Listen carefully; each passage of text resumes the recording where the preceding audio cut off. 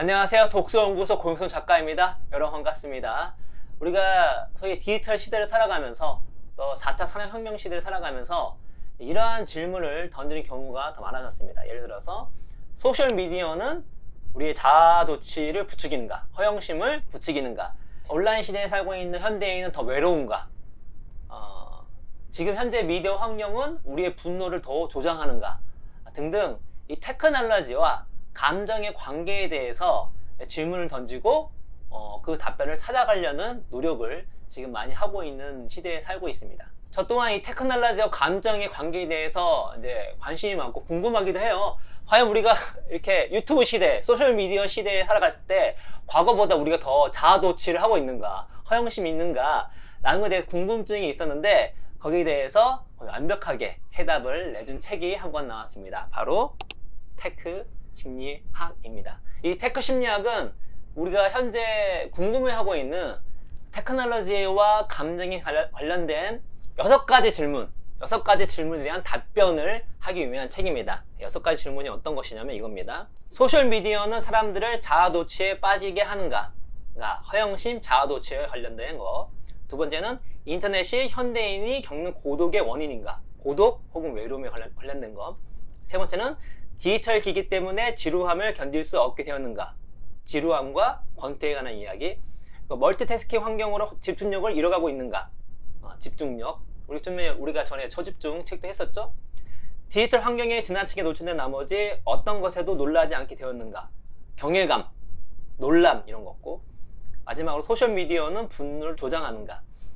이런 테크놀로지가 감정에 영향을 미치는 현재 우리가 궁금해하고 있는 6가지 질문에 대해서 답변을 하는 책이 이 책인데 어떤 식으로 답변을 하냐면 이런 식으로 답변을 합니다. 결국 이 질문들은 더 근본적인 의문으로 이어진다. 즉 우리의 감정과 자아의식이 디지털 기술로 급격하게 달라졌나 하는 것이다. 일반적 논의와 달리 좀 더 폭넓은 역사적 맥락에서 이런 질문을 다루고자 한다. 다시 말해서 이 6가지 질문에 대해서 어떻다? 라고 답을 하기 위해서는 거기서 명확하게 하기 위해서는 지금의 시대만 보면 안 되고 과거의 역사를 함께 봐야지만 우리가 거기에 대해서 좀 더 깊게 또 제대로 알 수 있을 뿐만 아니라 앞으로 우리가 나아갈 방향을 알 수가 있고 여기서 큰 통찰을 얻을 수 있다라고 이 책은 얘기를 합니다. 그래서 이 책은 이 부제가 200년 기술 발전으로 살펴본 감정의 진화예요. 그러니까 지난 200년간 나왔던 여러 기술들이 있잖아요. 뭐 전신, 사진, 심지어 거울, 이런 라디오, 전화, 당연히 최신의 어떤 여러 가지 디지털 기기들, 이런 기기들이 텔레비전 등등 이런 기기들이 우리의 감정을 어떻게 변화시켜 왔는지, 실제로 우리 감정은 변해 왔는지에 대해서 추적을 해 나감으로써 지금 우리가 던지고 있는 6가지 질문에 대한 해답을 찾고 더 나아가서 우리가 앞으로 어떻게 변화해 나갈 것인가에 대한 통찰을 우리가 준비하는 그런 책이 되겠습니다. 이 책은 이제 두 명의 저자가 썼거든요.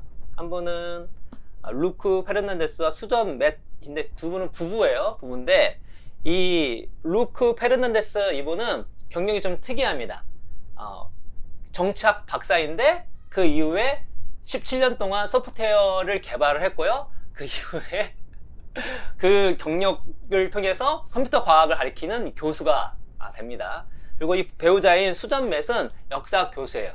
그래서 이런 책이 나올 수 있었습니다. 그러니까 한 사람은 테크놀로지의 실증과 이론에 뛰어난 사람, 한 사람은 역사 전문가, 둘이 합쳐지니까 이런 테크놀로지 역사를 통해서 감정이 어떻게 변화했는지, 그러니까 기술의 역사와 감정의 역사를 엮어서 낸 책이 이제 이 책입니다.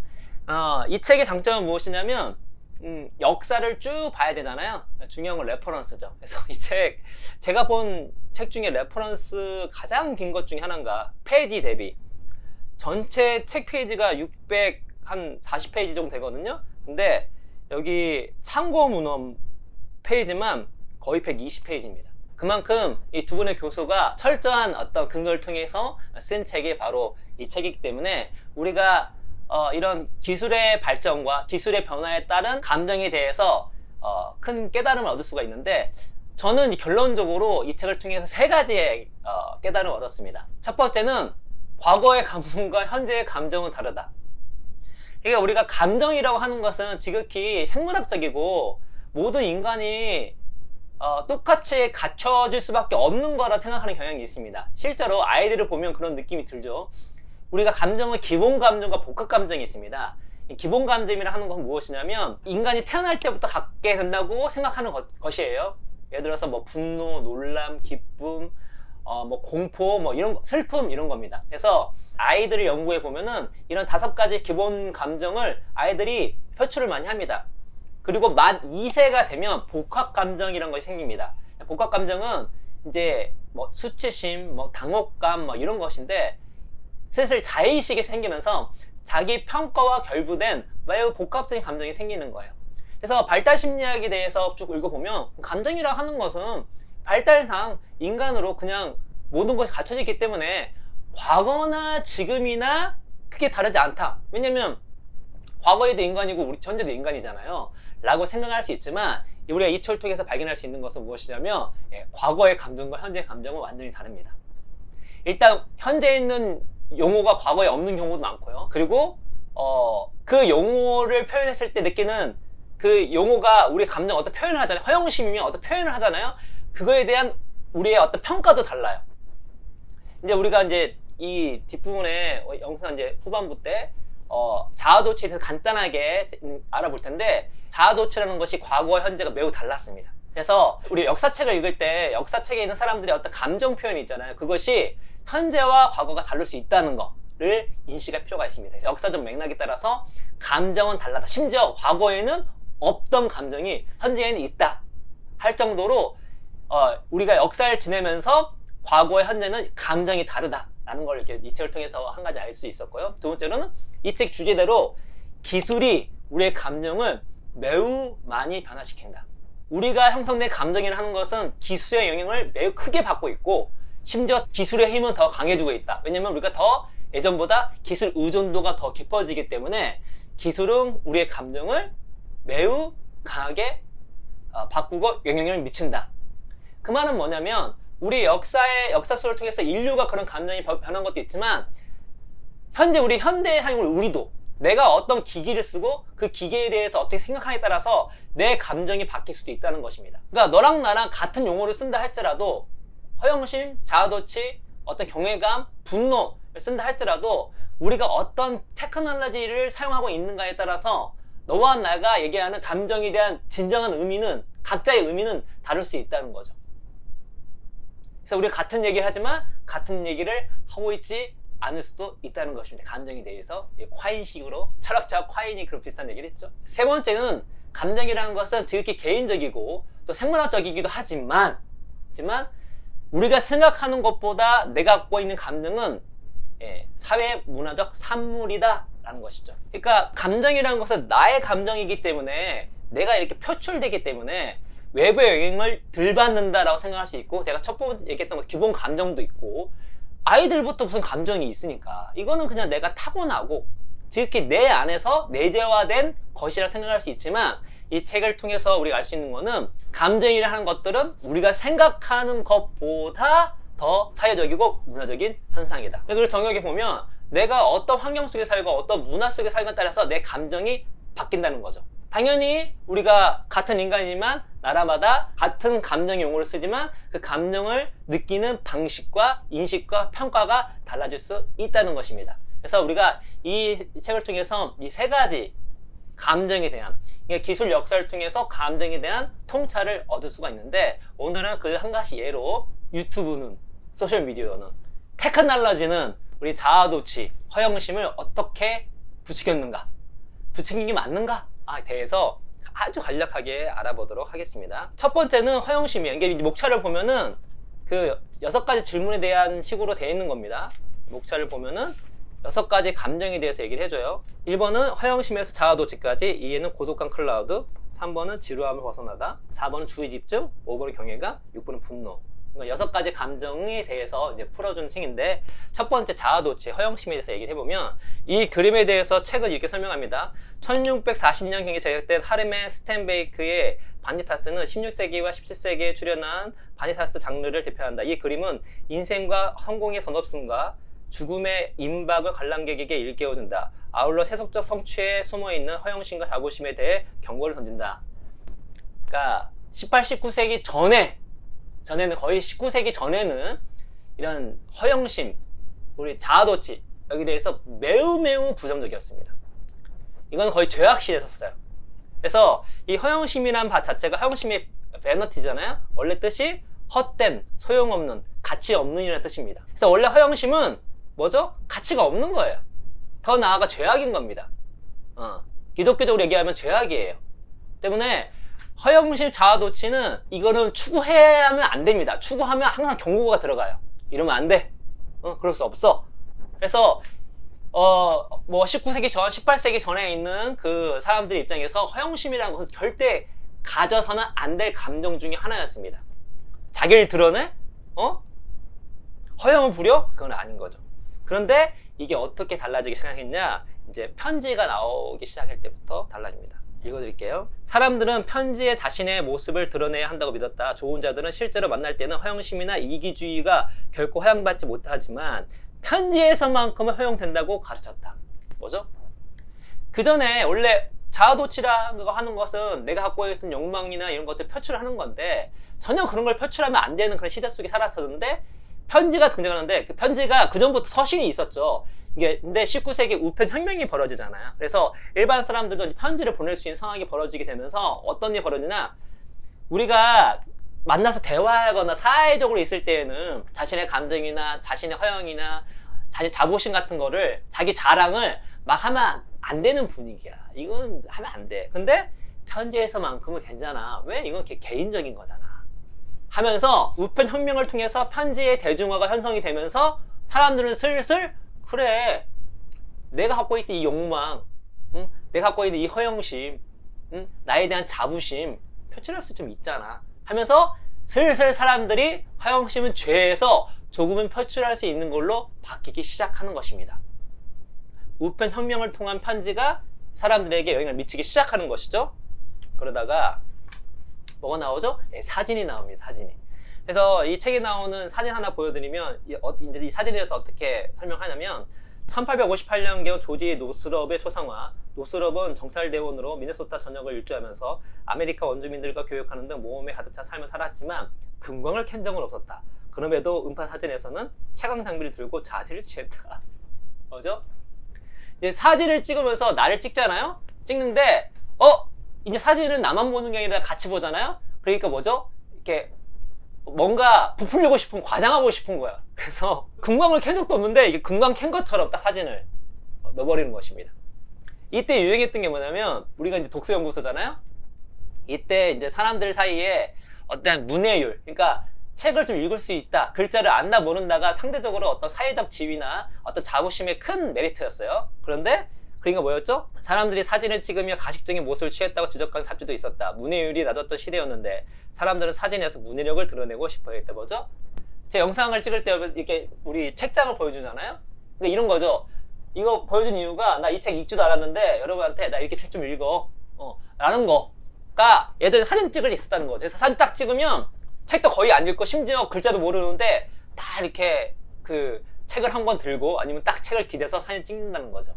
뭐죠? 허영심을 부추기는 사진이 금광을 안 켰는데 금광을 딱 한 것처럼 보여주기 시작하는 거죠. 그래서 이 사진이 등장을 하면서부터 자기를 드러내고자 자기 허영심을 드러내고자 자신을 과신하고자 하는 그 욕구가 더 촉구가 되기 시작합니다. 부추겨지기 시작하는 거죠. 자아도취가 이제 점점 부추겨지기 시작하는 거죠. 또 어떤 기술이 등장했냐면 거울입니다. 리가 경험했던 자의식 그리고 그것을 가능케 했던 거울을 사람들은 점점 더 원하게 되었다. 자신이 다른 사람의 눈에 어떻게 비치는지 알고 자신의 외모를 신경 쓰는 건 당연한 일이 되어갔다. 그래서 그전에도 거울이 있었지만 성능이 떨어졌단 말이죠. 근데 거울이 정말 좋아지고 잘 보여주고 옛날 때 전신 거울이 없었어요. 전신 거울을 보면서 아 이게 나의 모습이구나 하면서 뭐요? 자의식, 나에 대한 의식이 더 커졌습니다. 그러니까 기독교가 지배했던 그리고 이런 테크놀로지가 막 나오기 시작하지 못했던 영향을 덜 미쳤던 그런 시대 속에서는 자의식이라고 하는 것은 별로 중요하지 않았어요. 그러니까 나는 하나 신의 자녀로서 또 이 공동체의 일원으로서의 의미가 있는 거지 나 개인으로서의 이 마음은 크지 않았습니다. 물론 그 시대에 16세기 이후에 과학혁명이 일어나고 그 다음에 르네상스 운동이 벌어지게 되면서 우리의 어떤 생각이 바뀐 건 사실이지만 이 나왔던 편지, 사진, 이런 거울의 테크놀로지가 우리의 감정, 특히 자아도취, 자의식을 촉구하는데, 부추기는데 매우 큰 역할을 한 것이라는 것이죠. 이 책에서는 이제 이런 기술을 설명할 때 단순히 사진이나 뭐 거울이 자의식, 자아도취를 부추겼다 하는 내용만 들어있지 않고요. 이걸 얘기하면서 다른 의미들도 얘기를 많이 합니다. 그러니까 사진이 처음 나왔을 때 사진이 좋아요. 나를 드러낼 수 있어. 근데 이거를 아무나 함부로 찍을 수가 없잖아. 함부로 찍을 수가 없으니까 처음에는 이거를 거의 언제 찍었었냐면 죽었을 때, 자기 친지가 자기가 죽었을 때 관련된 거 찍습니다. 비싸니까. 그래서 장례에 필요한 사진만 찍게 되는 거죠. 그래서 우리도 지금 현재도 우리 장례를 할 때 사진을 있잖아요. 그때부터 나오기 시작한 겁니다. 그 당시에 사진 찍고 싶어도 비싸. 그래서 함부로 못 찍어. 그래서 죽을 때, 죽기를 준비할 때, 또 누가 죽었을 때를 위해서 준비하면서 사진을 찍는 거였죠. 그래서 사진은 되게 우울하기도 했었던 거였어요. 근데 이후에 코닥이라는 회사가 등장해가지고 뭐죠? 일상생활을 찍을 수 있게 만들었습니다. 사진을 대중화시킨 거죠. 그리고 사진이 대중화되면서 서로 교류를 하게 되면서 뭐가 중요해졌냐면 미소, 치즈, 김치가 중요해졌어요. 왜냐면 이왕 사진을 볼 때 이제는 기쁜 모습을 보여주고 싶은 거고 우리 잘 산다는 걸 보여주고 싶었던 거죠. 그래서 사진 찍을 때 치즈, 김치 하는 문화가 형성이 된 거죠. 이러한 다양한 어떤 이야기도 포함되어 있습니다. 그리고 난 다음에 이제 뭐가 나오냐면 이제 현재 디지털 기기들이 나오기 시작한 거죠. 분명히 이제 20세기 때 나오는 심리학적 변화도 얘기해 줍니다. 근데 우리 간단하게 알아보는 거니까 1970년대와 80년대에 있는 사람들이 내면 세계에 침잠하여 자신의 마음과 내적 세계에 대해 걱정했다.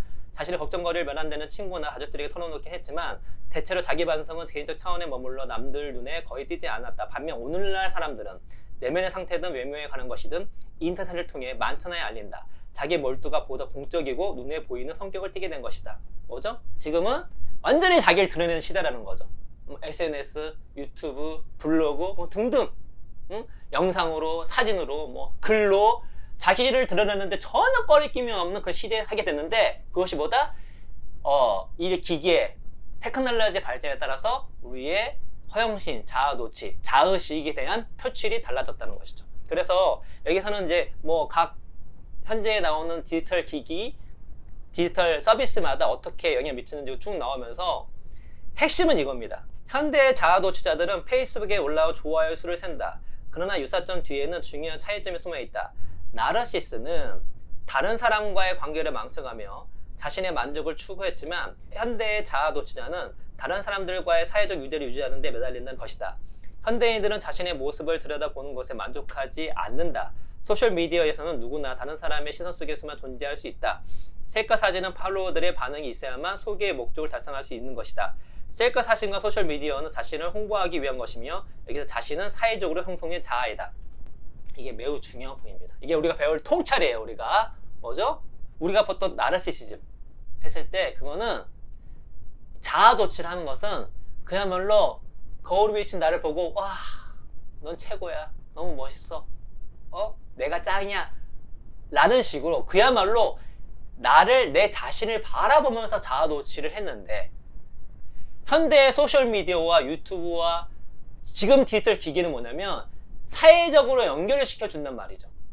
그래서 여기서 나오는 자아도취라고 하는 건 무엇이냐면 지금 현재의 나르시시즘은 거울을 보면서 사진을 보면서 내가 그게 아니라 내가 찍은 사진과 영상을 얼마나 많은 사람들이 좋아요를 눌렀는가, 공유를 얼마나 했는가, 댓글을 얼마나 달렸는가, 어떤 평가를 하는가에 따라서 나의 허영심, 자아도취, 자부심이 형성된다는 것입니다. 다시 말해서 이 자아도취, 허영심, 자의식, 자부심이라 하는 것은 과거보다 현재로 오면서 테크놀로지가 점점 소셜화되면서 그 의미가 더 사회적으로 바뀌었습니다. 자아도취가 예전에는 좀 더 개인적이었다면, 자기 자신만을 바라보고 도취를 했다면 이제는 자기 자신을 타인이 어떻게 본 거에 따라서 도취가 되는 훨씬 더 소셜화된 그러한 의미로 바뀌었는데 거기에 핵심적인 역할을 한 게 무엇이다? 바로 디지털 기기, 디지털 서비스라는 것입니다. 바로 테크놀로지라는 것이죠.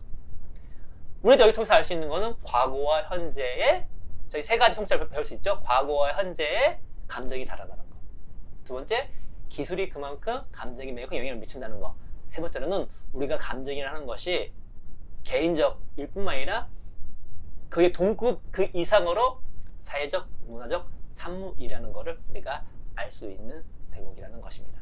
그래서 우리가 앞으로 인공지능이 나오고 점점 더 발달된 여러 가지 그 디지털 기기들 또 서비스들이 나올 텐데, 테크놀로지가 나올 텐데, 그런 것들이 당연히 우리에게 영향을 미칠 것이고, 우리 미래 세대에는 우리와 감정이 달라질 것이며, 그렇죠?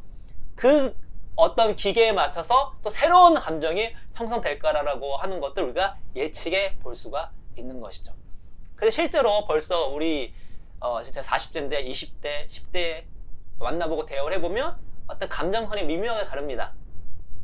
그럴 수밖에 없는 거죠. 그것이 단순히 시대만 지난 것이 아니라 기술의 발달이 더 가미가 되면서 이 감정의 폭, 같은 감정이라도 느끼고 그걸 평가하는 폭이 달라지게 된다는 것입니다. 그래서 이런 것들을 특히 6가지 감정에 대해서 어떻게 변해왔는지를 정말로 디테일하게 역사적으로 정말로 재미있게 펼쳐놓은 책이 이 책이니까, 이런 기술 그리고 감정에 대해 관심 있는 분들 이제 꼭 읽어봤으면 좋겠다 말씀을 드리면서, 제가 이것도 몇 강 정도 찍으면서 여러분과 소통을 하도록 하겠습니다. 오늘 이야기는 이것으로 마치도록 하겠습니다. 여러분 감사합니다.